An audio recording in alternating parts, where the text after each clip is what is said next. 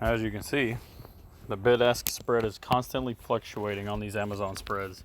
So my total profit and loss on all these different contracts, I have several spreads put together here.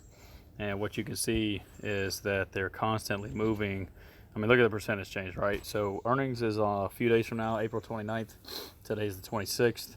So we're just watching this fluctuation because I have all these spreads open because there's a supposed rumor that, you know, Amazon may or may not do a forward split, which would be tremendous, just like Apple and Tesla did, which should likely, in my opinion, rocket the stock easily to 4,500 to 5,000 per share, which after the split would drop down, you know, substantially to probably like $700-800, give or take, you know, something like that, which would be just super cool. And I believe it's something about the Dow Jones, they would be added to it. But you can see, so this is why I don't recommend stop losses on spreads, because I mean, look at this. It's telling me I'm down 40%. We're at the last minute of the market.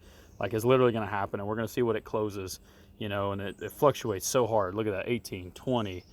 It was 50% down a while ago. Like, you know, like these spreads cost very little money as a whole.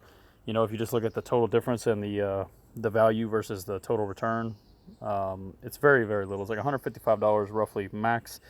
And the total gain from these contracts is just stupid. It's these 5,000 to 5,050 spreads are $5,000 each. They cost me $59 each. So you're looking at a possible $10,000 return if Amazon were to get anywhere near $5,050. And same thing with these other ones here at 4,900 to 4,950. Those are also $5,000 spreads for basically nothing. I think that one was like 17 bucks. And then these other, with the last one up here, you see that expires on the 30th, is just hoping for the best on a huge breakout, 39.90 to 4,000. If news comes for this rumor on this spread, I mean, I could easily sell those before close, probably for an easy 150, maybe 300% if it jumps anywhere near, you know, 3,700, 3,800 per share, you know. And again, that's not even in the money. That's just pushing the price so far that the spread value built in value, okay? So now the market is closed, just closed at 4 o'clock. We realized 51% loss at the moment, so $76 down. And that is just because the bid ask on these spreads is just so wide that the buy contracts and the sell contracts, they change value. So we'll go back to the main page and you'll be able to see. I'll go back in. So it's showing a $34 loss here on the bottom, 39 there on the top. This is Play Robinhood account, so don't sweat the balance. Run is a $75 calendar spread. I teach these in my spread class. I just got done with my Mastering Spreads book. This is covered in that book along with these Neo strategies, the same thing. You're looking at a clean 18% return there, and I just opened these this morning, 18% there as well. What we're hoping for and looking for is for earnings being on the 29th. We're looking for basically this $45 call to expire worthless, and we'll receive that entire $99 as credit. And what we'll do is close the position as a whole for a profit before earnings, because I'm not looking at losing any money on earnings.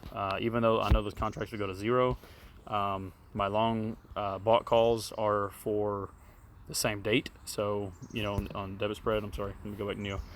The longs are for May 7th, which is only the next expiration. So these, with the built-in implied volatility they have, 84%, which doesn't seem high, but anything over 65-70% is getting pretty high. And even though it would likely be in the money, these contracts would lose a lot of value unless it broke out to like 50 to 55, maybe 60 bucks a share. That's when it would overcompensate for the loss that implied volatility would strike these contracts with, right? So you can see the Greeks, 39, $10 theta. I gotta sneeze, excuse me 1 second.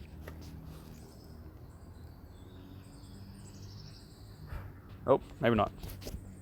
All right, anyway, let's see. So I'll go back and we'll go to this. So that was the 45. So this is a horizontal spread, and I'm showing you this.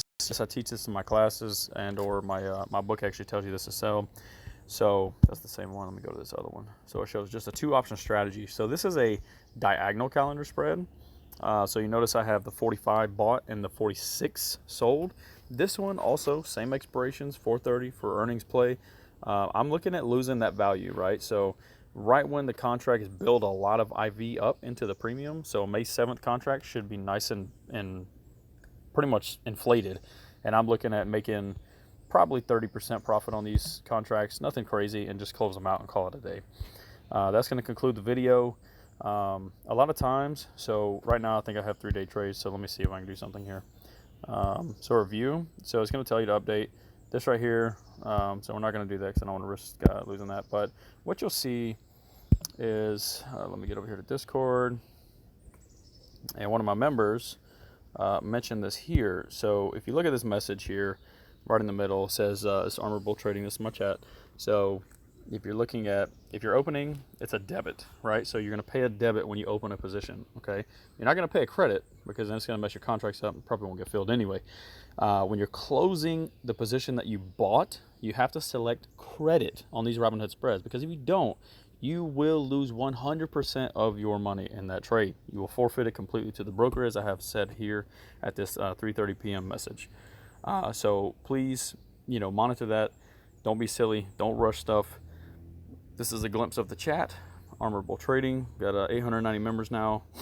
We got a lot of information in here. Got a lot of connections. Got a lot of great people in here that love to trade. And I enjoy trading for a living and working full-time at the same time. It's great. I love it. I just wanted to cover these quick basics on this Amazon position. None of this is trading advice. And I think that's going to conclude it for today. Have a good one.